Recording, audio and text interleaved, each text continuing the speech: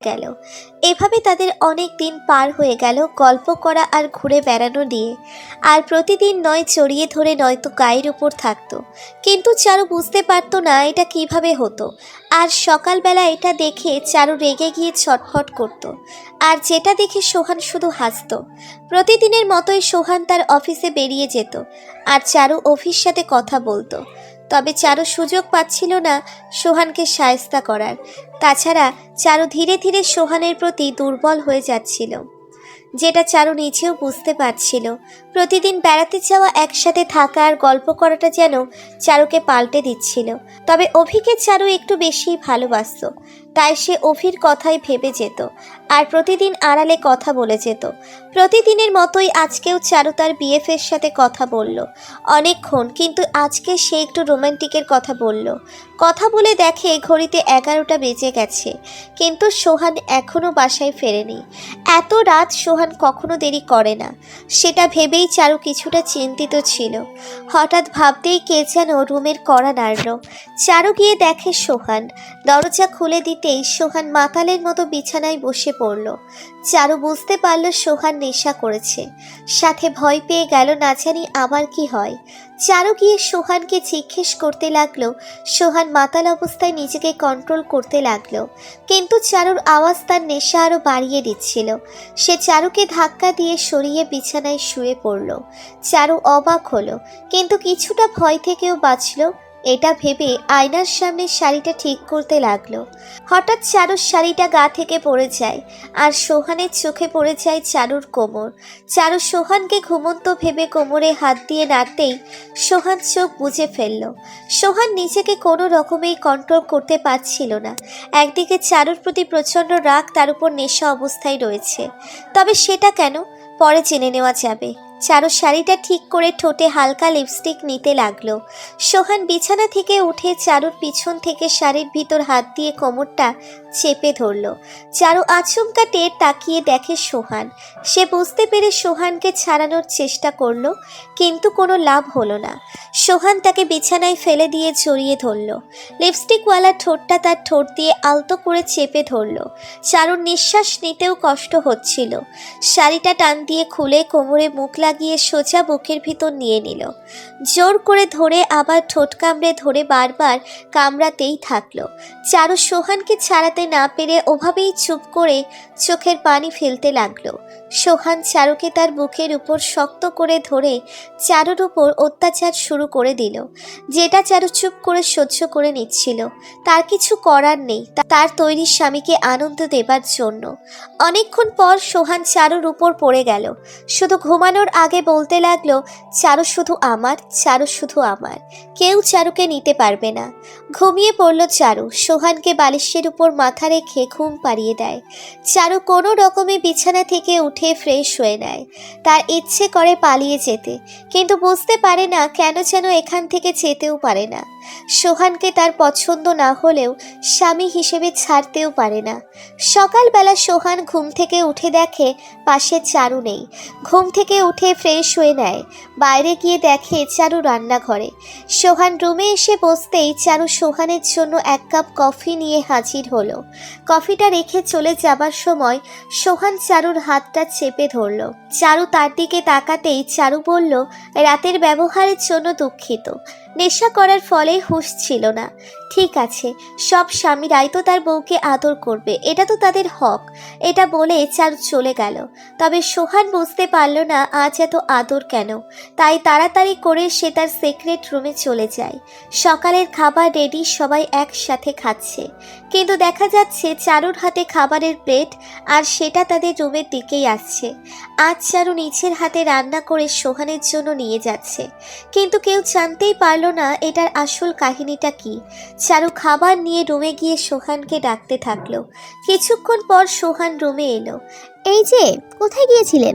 কিছু না, এই একটু ছাদে গিয়েছিলাম। এই যে নিন, খাবার খান। কিন্তু আমি তো নিচে সবার সাথে নাস্তা করি। আজকে না হয় একসাথে আমরা এখানেই নাস্তা করি। এটা বলেই চারু নরম সুরে সোহানের সাথে কথা বলতে লাগলো। সোহানের কাছে গিয়ে হাসি মুখে তার হাত ধরে নিয়ে খাবারের সামনে বসে পড়ল, কিন্তু সোহানকে কোনো চিন্তা করতে দেখা যাচ্ছে না।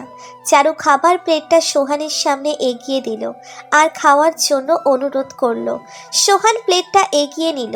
চারুকে দেখে মনে হচ্ছিল সে যেন কিসের অপেক্ষা করছিল। দেখে মনে হচ্ছিল তার জীবন গুরুত্বপূর্ণ কোনো কাজ করতে যাচ্ছে সে। খাবারটা আজকে চারু নিজে রান্না করে এনেছে। চারু সোহানকে বারবার খাওয়ার জন্য অনুরোধ করছে আর সোহান খাওয়ার জন্য অগ্রসর হচ্ছে, কিন্তু একবারও ভাবলো না যে কেন আজ চারু নিচে খাবার রান্না করলো, কেন আজ চারু রাতের অত্যাচারের কথা ভুলে গিয়ে তার প্রতি এত নরম হয়ে আছে, কেন আজ সে এত খুশি মেজাজে আছে। সোহান খাবারটা মুখে দিয়েই বলল, চারু, খাবারটা অনেক মজা হয়েছে। নিজের হাতে বানিয়েছি। শোনো চারু, ধরো এখন থেকে আমাদের সম্পর্ক শেষ, তাহলে তখন কি করবে? এসব কি বলছো? এটা কখনোই হবে না।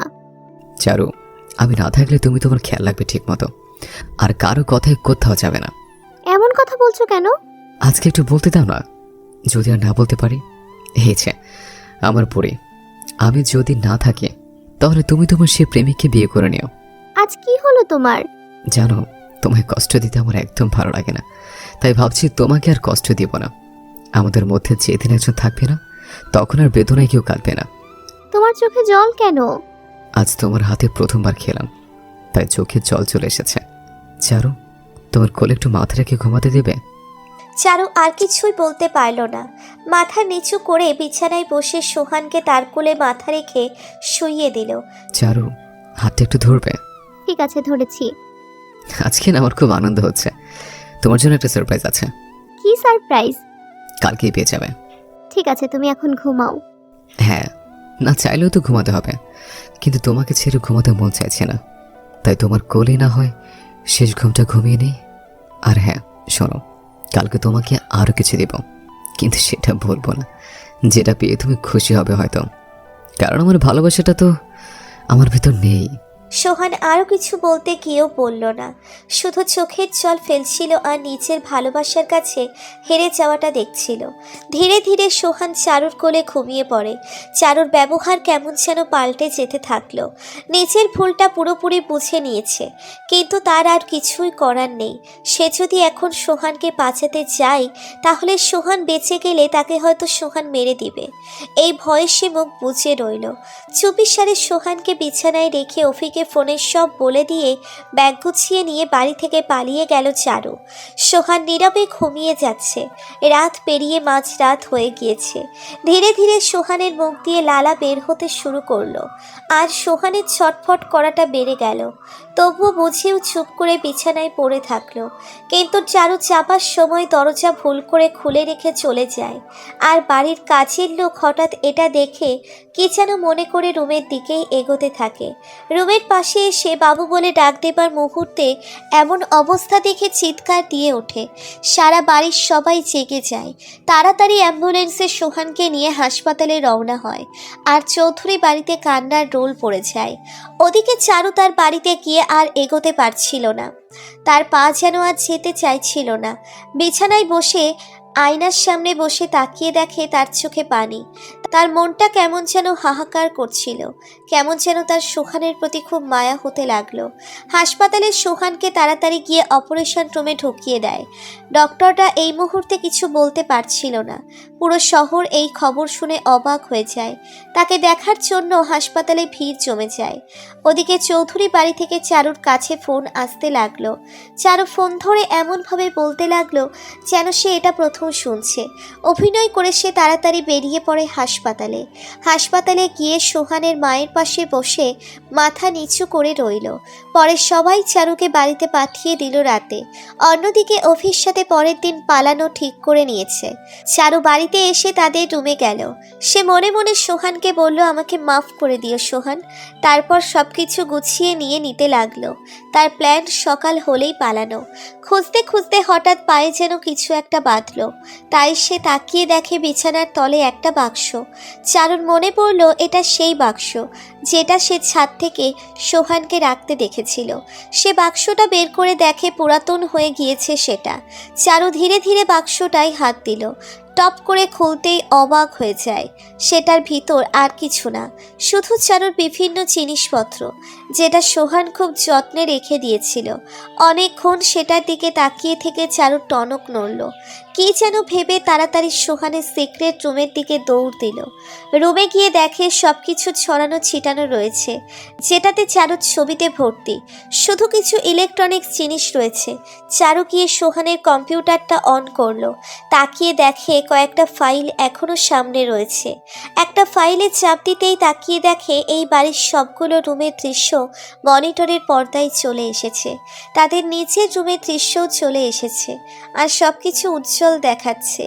চারু এটা দেখে কিছুটা পিছিয়ে গেল। তার মানে সোহান তাকে সবসময় ফলো করে। কিন্তু ক্যামেরাটা কোথায় লাগানো? তাড়াতাড়ি গিয়ে রুমের সব জায়গা খুঁজল, কিন্তু ক্যামেরা পেল না। হঠাৎ তার রুমের বাল্বের দিকে নজর গেল। তাড়াতাড়ি করে বাল্ব খুলেই দেখে বাল্বের সাথে সিসি ক্যামেরা ফিট করা। তার মানে যখন সে রান্নাঘরে বিষ মেশাতো তখন সেটা সোহান দেখত, যার কারণে সে বাহানা ধরে খেত না। এটা ভেবেই চারুর শরীর শিউরে ওঠে। আবার গিয়ে মনিটরের আরেকটা ফাইল ওপেন করতেই দেখে কিছু রেকর্ড রয়েছে। একটা চালু করতেই কণ্ঠটা তার খুব চেনা চেনা লাগলো। হঠাৎ সে চুপ হয়ে গেল, কারণ কণ্ঠটা তারই ছিল।